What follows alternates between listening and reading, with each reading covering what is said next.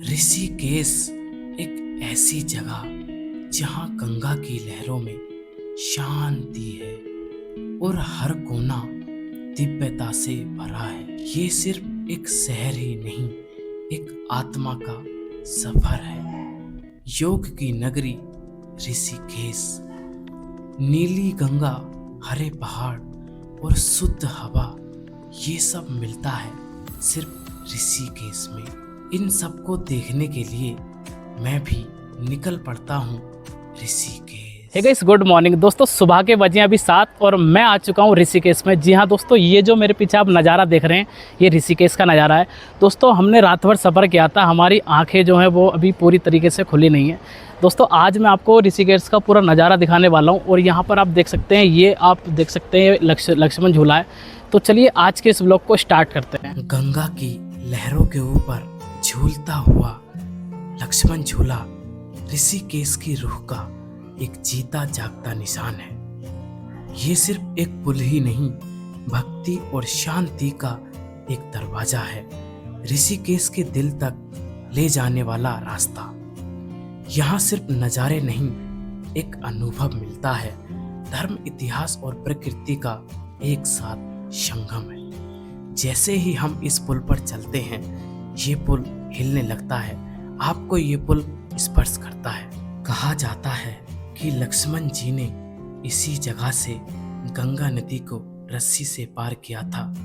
आज भी ये लक्ष्मण झूला लोगों के लिए एक आस्था का प्रतीक है और टूरिस्ट के लिए एक आइकॉनिक स्पॉट। प्रकृति के पवित्र नज़ारों को देखकर मेरे मन में एक ख्याल उठता है, क्यों ना इस पवित्र गंगा में स्नान किया जाए। पिछले 2 दिन से लगातार बारिश होने के कारण यहाँ जल का स्तर बढ़ गया है, लेकिन जल अपनी उसी दिशा में लगातार और शांति के साथ बह रहा है। तो भाई अभी हमने यहाँ पर नहाने का डिसाइड किया है, तो चलिए फटाफट से नहाने के लिए चलते हैं और देखते हैं जल कितना ठंडा है। जैसे ही मैं गंगा के निकट जा रहा था, गंगा से आती हुई ठंडी हवाएं मेरे शरीर को स्पर्श कर रही थीं और मानो जैसे कि मेरी आत्मा बिल्कुल शुद्ध हो गई हो। एक अजीब तरह की शांति मुझे यहाँ देखने को मिली थी।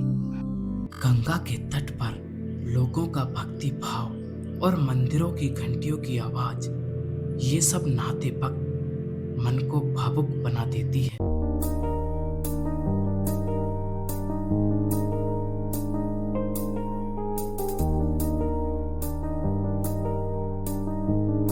धूप निकल आई है गाइस, गर्मी बहुत ज़्यादा बढ़ चुकी है। तो चलिए पहले नहा लेते हैं, उसके बाद मिलते हैं।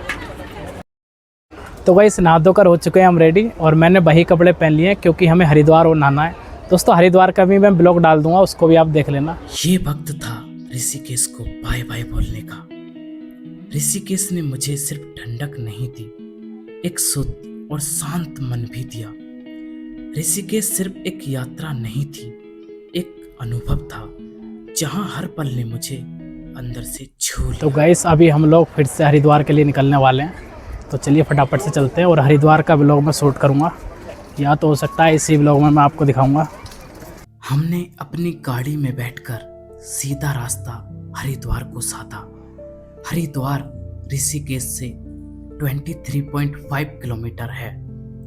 हरिद्वार सिर्फ एक जगह ही नहीं, बल्कि भक्ति और आस्था का जीवित रूप है, जहां हर कोने में भगवान का वास महसूस होता है।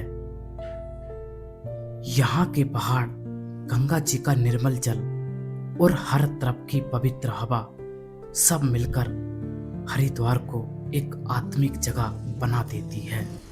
इन वादियों को देखने के लिए around 1 million tourist per year Rishikesh आते हैं। ऋषिकेश में अध्यात्म और भक्ति का संगम है, जहाँ पर दूर दूर से लोग ऋषिकेश के लिए योग, ध्यान और तपस्या के लिए आते हैं।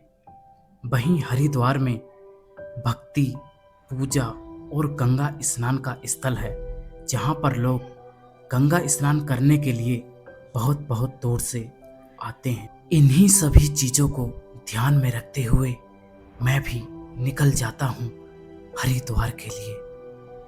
ऋषिकेश से होती है आत्मा की यात्रा की शुरुआत और हरिद्वार में मिलता है मोक्ष का प्रतीक। जैसे ही हम हरिद्वार पहुंचे, इतने सारे श्रद्धालुओं की भीड़ हमें देखने को मिली। हरिद्वार एक ऐसी जगह जहां देश में कोने कोने से लोग यहां नहाने के लिए आते हैं।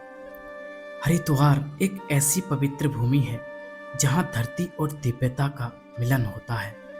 गंगा की लहरों में शांति, हर की पौड़ी पर मुक्ति का रास्ता मिलता है। हरिद्वार में हर एक कदम पर मिलती है भगवान की महक, और अंत में अगर कुछ रह जाता है तो सिर्फ वो यादें। दोस्तों, अगर ये ब्लॉग आपको पसंद आया हो तो इस ब्लॉग को लाइक और चैनल को सब्सक्राइब जरूर करना और आज से ही हमारे साथ जुड़ जाना। धन्यवाद।